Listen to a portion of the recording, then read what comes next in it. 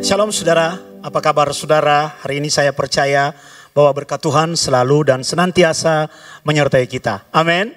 Di dalam Tuhan selalu ada sukacita dan sukacita kita adalah sukacita yang selalu baru.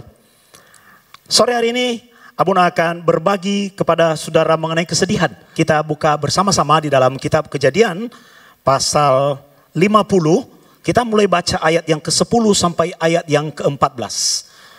Kalau kita baca dari ayat 1 ini perikop yang bercerita mengenai kematian Yakub, di mana Yakub sudah mencapai batas usianya dan dia ditangisi oleh anak-anaknya, khususnya dalam perikop ini adalah Yusuf. Mari saya mengajak saudara membuka di dalam Kejadian pasal 50, kita akan belajar dari kesedihan Yusuf supaya kita semua orang-orang yang sedih entah karena alasan apa juga akan mendapat penghiburan dan kekuatan dari pengalaman Yusuf melepas kepergian orang yang ia kasihi, yaitu Yakub bapa yang ia cintai. Kejadian pasal 50 ayat 4, ayat 10. Setelah mereka sampai ke Goren Haatat yang di seberang sungai Yordan, maka mereka mengadakan di situ ratapan yang sangat sedih dan riuh. Dan Yusuf mengadakan perkabungan 7 hari lamanya karena ayahnya itu. Ketika penduduk negeri itu, orang-orang Kanaan, melihat perkabungan di Goren Haatat itu, berkatalah mereka, inilah perkabungan orang Mesir yang amat riuh. Itulah sebabnya tempat itu dinamai Abel Mizraim, yang letaknya di seberang Yordan. Ayat 12, anak-anak Yakub melakukan kepadanya seperti yang dipesankannya kepada mereka. Anak-anaknya mengangkut dia ke tanah Kanaan dan mereka menguburkan dia di dalam gua di ladang Makpela yang telah diberi Abraham dari Efron orang Het itu untuk menjadi kuburan milik, yaitu ladang yang di sebelah timur Mamre. Ayat 14 saudara, setelah ayahnya dikuburkan pulanglah Yusuf ke Mesir, dia dan saudara-saudaranya dan semua orang yang turut pergi bersama-sama dengan dia untuk menguburkan ayahnya itu. Saudara, seandainya Anda adalah Yusuf, maka kita akan bisa memposisikan diri kita. Bagaimana ekspresi kesedihan itu terjadi dan mencuat karena kita kehilangan orang-orang yang kita kasih. Pernahkah saudara mengalami kesedihan di dalam hidup ini? Pernahkah saudara mengalami kesedihan karena ditinggal oleh orang-orang yang begitu Anda cintai, begitu Anda kasih, orang-orang terdekatmu? Saudara, kesedihan itu adalah hal yang sangat alami. Artinya semua orang selama dia berada di dunia ini, selama dia masih hidup, pasti pernah mengalami kesedihan. Karena kehidupan ini penuh dengan dinamika. Ada saat di mana kita bersuka cita, ada saat di mana kita berduka cita, ada saat di mana kita penuh dengan sukacita. Tetapi sebaliknya, kontras dengan itu, ada saatnya kita mengalami duka cita dan kesedihan seperti yang dialami oleh Yusuf. Tadi Abuna mencoba mencari definisi. Apakah itu yang disebut dengan kesedihan? Di antara sejumlah definisi dari kesedihan, Abuna mengutip sebuah pernyataan yang menjelaskan bahwa kesedihan adalah emosi di dalam jiwa manusia. Apakah dia orang percaya ataupun bukan orang percaya. Selama dia memiliki emosi, maka ada satu peristiwa tertentu yang menjadi pemicu kesedihan dan emosi di dalam jiwa itu. Karena ada harapan-harapan yang ternyata tidak sesuai dengan kenyataan. Mungkin kita berharap A, tapi kenyataannya B. Dan biasanya antara harapan dan kenyataan itu bertolak belakang, saudara. Itu yang membangkitkan emosi di dalam jiwa kita. Dan kebanyakan hal yang seperti ini akan mengundang yang namanya kesedihan. Dan itu bisa berlangsung di dalam jiwa. Apalagi kalau kesedihan itu terjadi karena tragedi. Wah, saudara, amat susah menjelaskan dan mendefinisikan bagaimana jiwa memandang dan menghadapi tragedi yang dia alami, di mana dia sedang berada di dalamnya. Sulit dikatakan dengan kata-kata. Tapi saya percaya bahwa ketika kita belajar mengenai kesedihan itu pada sore hari ini, apapun alasan kesedihanmu, Tuhan akan menjadi jawaban buat kita. Amin. Kita seringkali mendefinisikan kesedihan itu menurut orientasi diri kita. Nanti kita akan belajar bahwa kalau kita mendefinisikan kesedihan menurut orientasi diri kita, maka sebenarnya kita tidak akan pernah bisa beranjak dari kesedihan itu. Itu sebenarnya kita perlu belajar dari kesedihan yang dialami oleh Yusuf karena ditinggal pergi Yakub yang memang sudah cukup umur untuk kembali kepada Tuhan. Abuna merenung-renung, apa sih yang membuat emosi jiwa menyangkut kesedihan itu bisa dialami oleh seseorang? Seperti yang Abuna katakan tadi, selama dia menjadi seorang manusia, memiliki emosi di dalam dirinya, dia pasti memiliki momentum-momentum yang membuatnya bersedih. Apakah dia orang percaya maupun orang yang tidak percaya, pasti bisa mengalami hal yang sedih itu. Karena ini adalah sebuah sifat alami. Kenapa orang sedih? Pertama, orang bisa sedih karena mengalami kegagalan. Pernahkah saudara gagal? Ya. Kita ini menjalani hidup dengan ambisi, saudara. Kita memiliki target-target yang hendak kita capai. Kita memiliki sasaran-sasaran dan tujuan yang hendak kita tuju. Tapi seringkali kita gagal mencapai apa yang menjadi tujuan itu. Mungkin kita sudah pernah mencoba dengan kuat. Mungkin kita sudah melakukan yang terbaik. Tapi pada akhirnya kita gagal. Gagalnya kita mencapai target-target di dalam hidup bisa membangkitkan emosi di dalam jiwa kita. Membuat kita sedih. Merasa tidak mampu. Merasa tidak bisa. Itu adalah salah satu alasan pertama yang membuat orang bisa mengalami yang namanya emosi jiwa yang kita definisikan sebagai kesedihan. Tetapi ada juga orang, saudara, yang sedih karena dia kehilangan kesempatan. Wah, ini biasanya berujung pada penyesalan. Aduh, kenapa ya saya tidak menyadari kesempatan itu? Kenapa ya saya tidak memanfaatkan peluang dan kesempatan itu?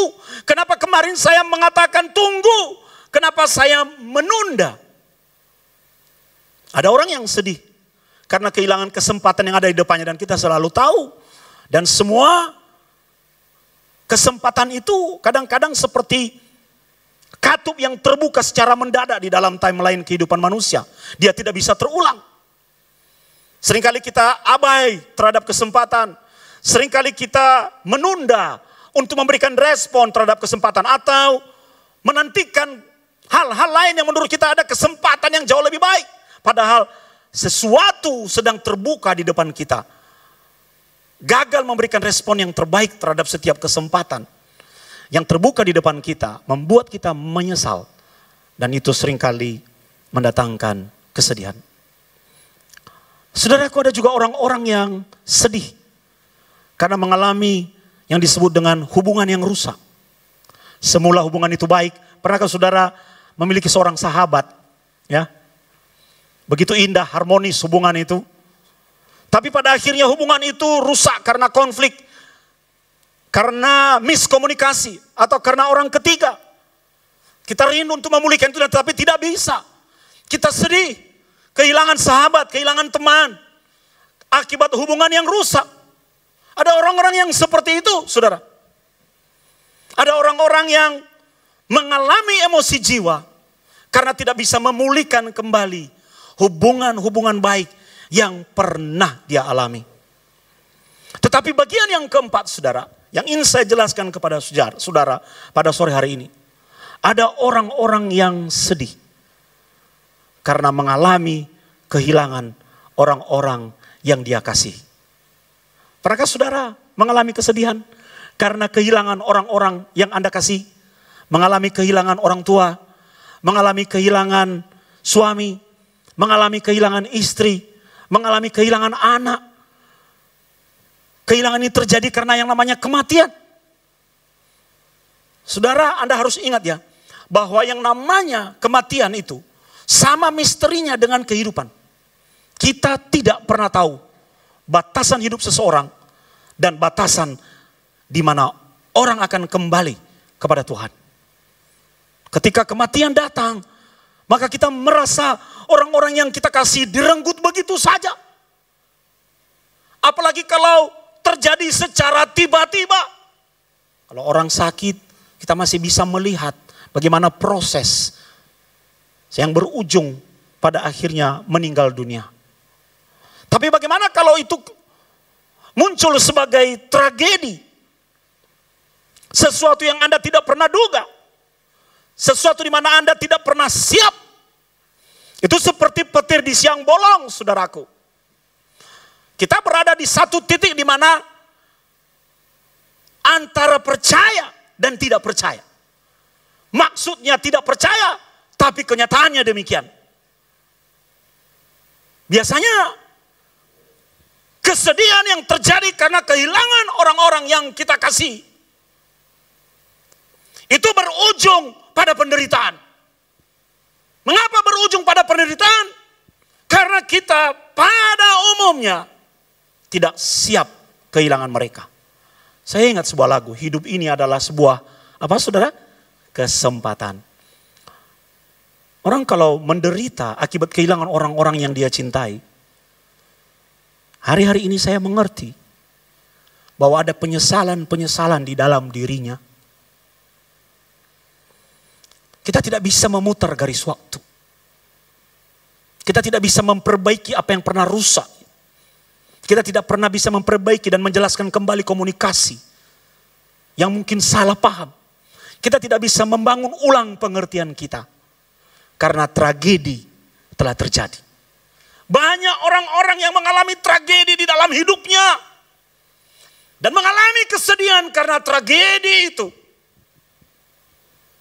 Saya mau beritahu kepada saudara. Bahwa kesedihan, emosi jiwa yang disebabkan oleh kehilangan orang-orang yang kita cintai. Karena mereka mengalami kematian, kembali ke pangkuan Tuhan secara mendadak. Itu membawa kita ke dalam yang namanya penderitaan.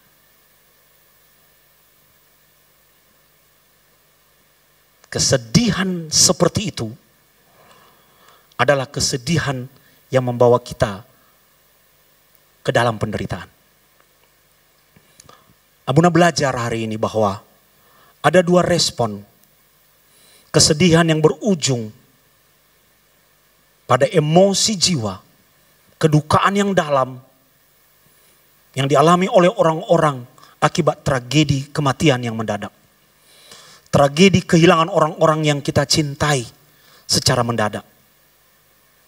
Pertama, ada kelompok orang-orang yang hanya merasa sedih. Atau dalam bahasa Inggrisnya sad, sedih. Biasanya ini di atas permukaan dan merupakan emosi yang sesaat. Artinya secepat kesedihan itu datang, secepat itu hati menjadi pulih kembali. Tetapi yang dialami oleh Yusuf bukan hanya sekedar sad, bukan hanya sekedar sedih. Ada kelompok kedua. Karena begitu mencintai Yakub. Bahkan mungkin kita juga mengalami itu. Begitu mencintai suami, istri, anak, orang-orang terdekat kita yang begitu kita kasih. Tiba-tiba direnggut begitu saja. Tiba-tiba diputuskan oleh Tuhan. Sekarang waktunya untuk kembali kepada Tuhan. Kita tidak hanya merasakan yang namanya sad, saudara. Kita mengalami apa yang disebut sorrow. Dan inilah yang Abuna sebutkan sebagai kesedihan yang mengarah kepada penderitaan. Kenapa? Karena kesedihan yang terjadi kalau sudah di dalam level sorrow itu bukanlah kesedihan yang sesaat, tapi kesedihan yang mendalam karena mengenai jiwa kita. Tidak mudah, saudara. Hari-hari ini Abuna mengerti bahwa menghibur orang yang mengalami sorrow tidak semudah mengatakannya. Sebab jiwanya sudah kena. Kalau jiwa kena itu membuat menderita, saudara. Hari ini saya menerima sebuah WA dari seseorang. Dia menguatkan, Pak Sony, saya sudah pernah mengalami apa yang Bapak alami. Pertama, anak saya belum cukup kesedihan itu, suami saya menyusul. Saya kehilangan orientasi, kehilangan arah, tidak tahu harus bagaimana. Bahkan dia berkata, saya seperti orang yang gila. Saudara. Jadi Bapak harus kuat.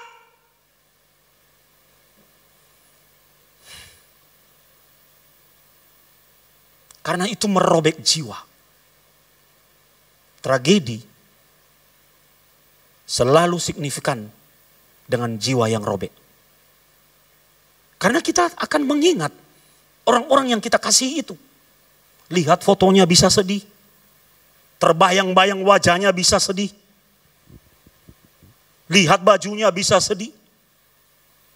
Ada saat-saat di mana kita kuat, emosi kita jadi gak stabil. Karena dia terkoneksi dengan jiwa. Ada saat-saat di mana kita memang benar-benar lupa, tapi tiba-tiba drop dan naik lagi. Akhirnya saya mengerti seperti itu tuh. Yang namanya jiwa yang robek. Akibat kehilangan orang-orang yang dikasih.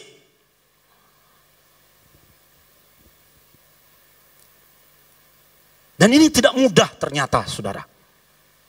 Tidak mudah. Butuh waktu untuk melaluinya.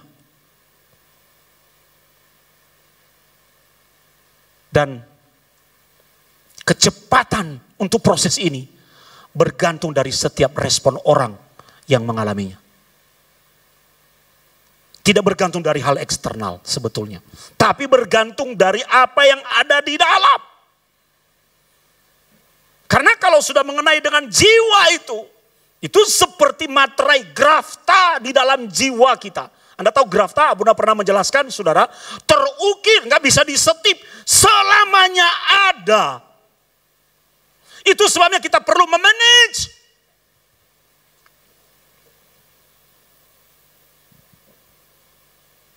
Makanya Bunda selalu ingat bahwa orang yang benar-benar memperhatikanmu sebetulnya adalah orang-orang yang berada di sampingmu ketika Anda mengalami tragedi. Mereka berani mengambil risiko untuk mendukungmu, berbicara kepadamu, menguatkanmu, dan mendoakanmu.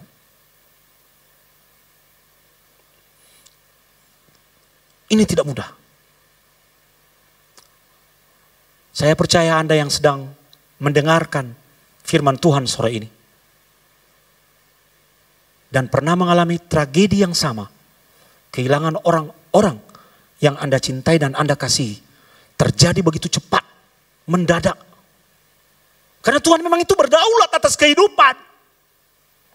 Di situ membuat kita jadi tahu dan sadar betapa fananya kita ini. Haleluya. Itulah sebabnya, saudara, manusia itu seperti sesuatu yang cepat tumbuh dan kemudian layu. Itu sebabnya selama kita hidup, mari kita belajar memaknai kehidupan kita.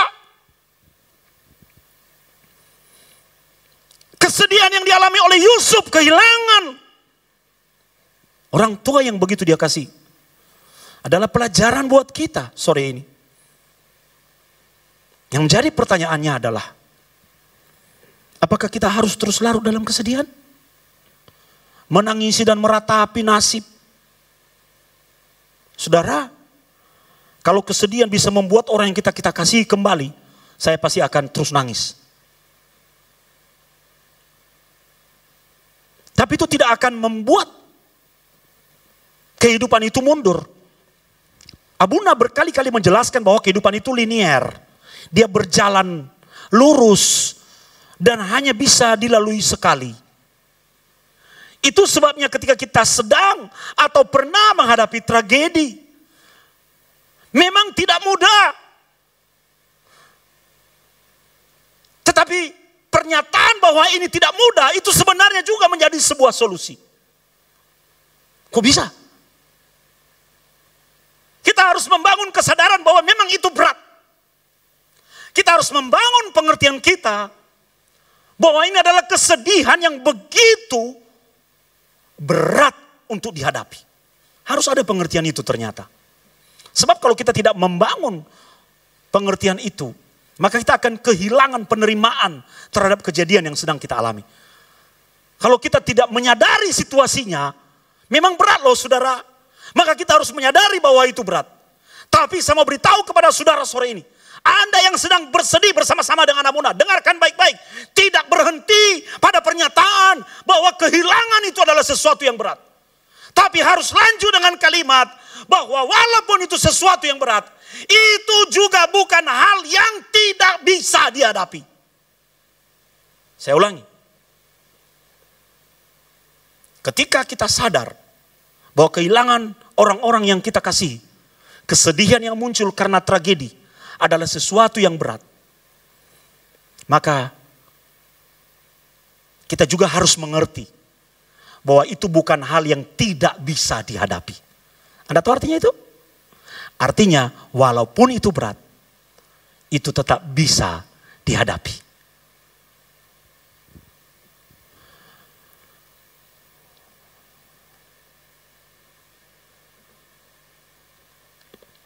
Sekalipun itu tidak mudah, tidak berarti kita tidak bisa menghadapinya. Oleh sebab itu mari angkat wajahmu, angkat mukamu, berurap. Hadapi. Hadapi.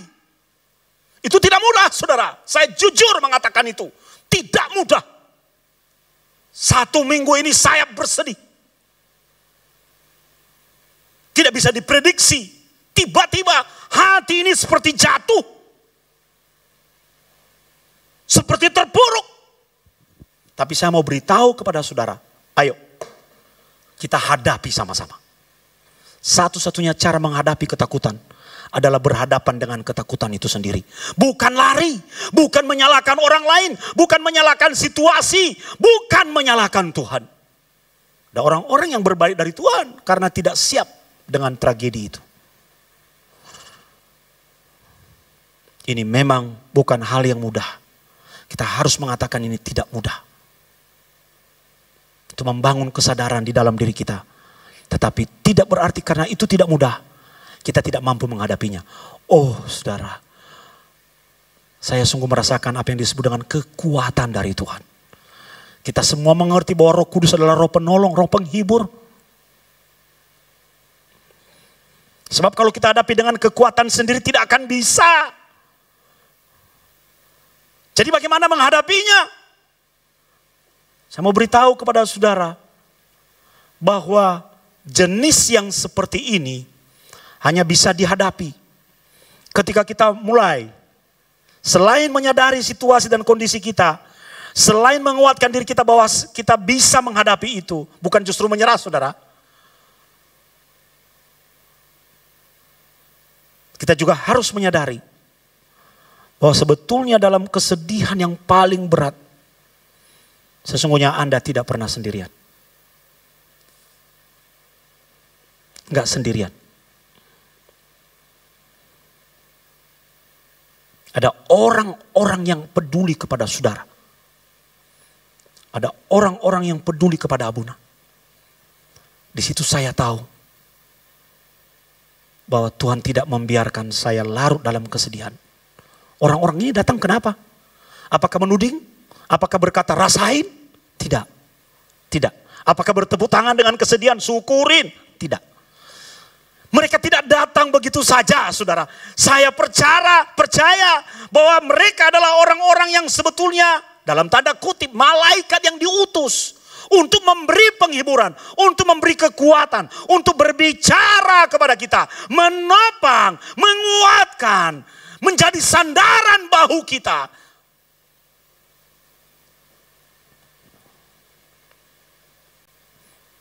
Kita tidak pernah sendirian. Itu yang menguatkan. Ada orang-orang yang peduli loh saudara. Saya menerima WA, Abuna apapun yang bisa saya lakukan tolong kasih tahu. Saya siap dengan apapun.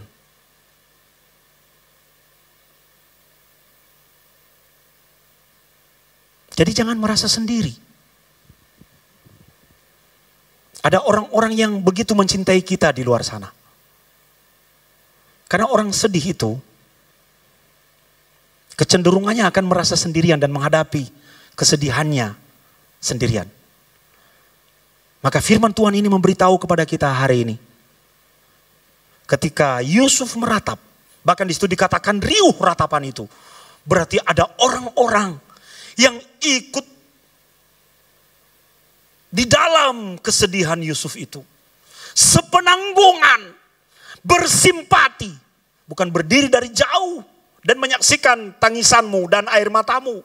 Tapi berada di sampingmu untuk memelukmu, berada di belakangmu untuk menopangmu menjadi sandaranmu, berada di depanmu untuk memelukmu. Maka kita harus membuka diri terhadap orang-orang yang demikian, karena mereka diutus oleh Tuhan supaya kita tahu dan sadar bahwa kita tidak sendirian. Bagian terakhir, ada hal yang sangat indah. Saya ingat kesedihan Ayub. Ingat kesedihan Ayub.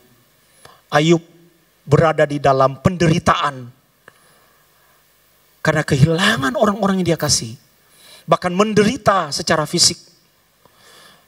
Dan yang menarik dari kejadian Ayub ini, saudaraku, dia tidak mengerti penyebabnya. Kita mengerti karena kita sudah membaca kisah itu. Tuhan menguji imannya. Berarti kita bisa mengambil kesimpulan. Dalam kesedihan yang paling berat, kita tidak boleh kehilangan iman dan sandaran kita kepada Tuhan.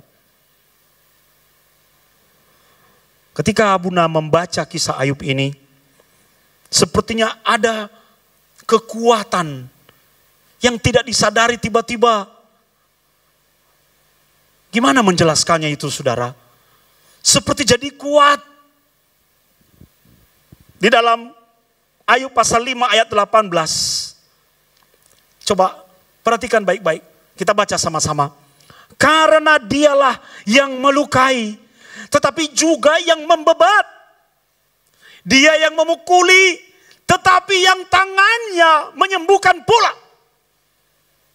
Ini adalah ekspresi Ayub terhadap Tuhan dalam merefleksikan penderitaan yang sedang dia alami, kesedihan yang sedang dia hadapi. Dalam ketidakmengertiannya, dia belajar bergantung kepada Tuhan. Put your trust in God. Karena dialah yang melukai. Luka itu pedih, saudara. Sakit. Berdarah. Tapi Tuhan ternyata tidak membiarkan kita terluka. Terus mengeluarkan darah. Terus merasakan perih, kesakitan. Tidak. Ternyata, saudara, di dalam ayat 18 ini ditegaskan, dia juga membebat. Membebat. Kata membebat di sini seperti memasang pelana di kuda. Dan orang naik ke atas kuda itu. Sehingga walaupun kudanya mendapat tekanan dari orang yang menaikinya. Walaupun mendapat beban dari orang yang mengendarainya. Dia tetap terlindungi karena ada pelana. Mungkin kita tidak bisa menghindar bahwa memang ada beban yang harus kita tanggung. Memang ada sesuatu yang menekan kita. Tapi ternyata Tuhan tidak tinggal diam. Dia memberikan pelana supaya kita bisa nyaman mengalami itu. Kata membebat juga artinya seperti diikat dengan kuat. Diikat dengan kuat. Luka itu diikat dengan kuat sehingga orang kalau luka kan kita tekan, saudara ya, supaya darahnya berhenti. Itu loh. Memang mungkin Tuhan mengizinkan kita mengalami luka itu. Tapi ternyata dia tidak membiarkan kita terus terluka. Tangan kasihnya membebat. Artinya membungkus dengan kuat untuk tujuan kesembuhan. Haleluya. Ketika Abuna membaca ini, seperti ada kekuatan. Iya ya. Saat sedang drop, saya ingat ayat ini. Saat Tuhan menghadirkan luka, di saat yang sama, dia juga membebat. Berarti buat apa sih saudara?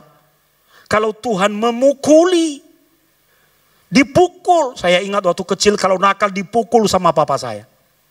Dipukul. Tujuannya apa? Supaya kita kapok. Supaya kita bertobat untuk mendidik kita.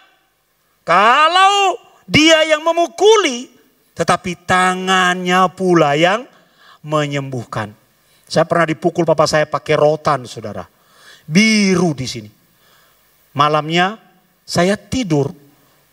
Papa itu datang. Dia ambil semacam remason. Dia gosok kaki saya yang barusan dia pukul itu. Saya masih ingat itu sampai dengan hari ini. Jadi kalau Tuhan memukuli kita, dia tidak membiarkan kita dalam kesakitan, dia juga menyembuhkan setiap luka dari tangannya yang mengenai kita.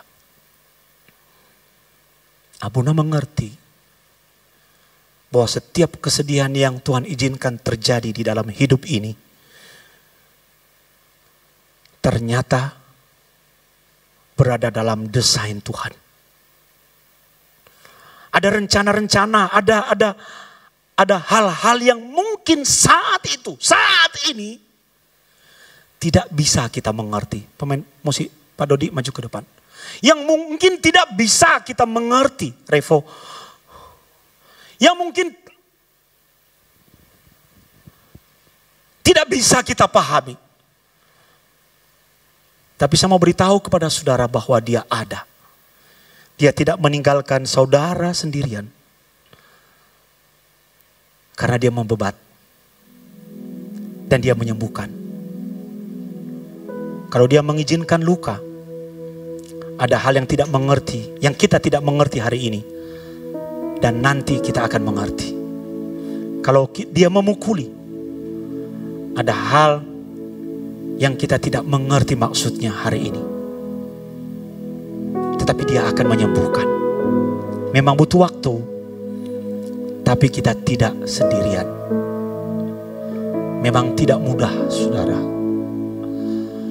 Tidak mudah. Oleh sebab itu saya mengajak Anda yang sedang mengalami kesedihan bersama-sama dengan Abuna. Mari kita hadapi kesedihan itu. Bukan menghindarinya. Bukan larut di dalam kesedihan.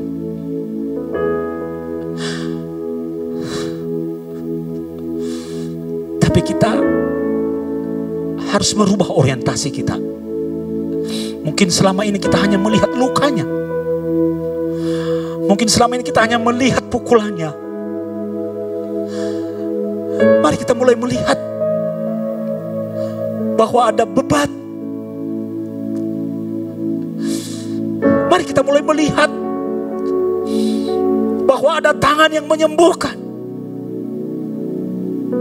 Jangan cuma kita lihat pukulannya. Jangan cuma kita melihat lukanya. Kita ganti perspektif kita.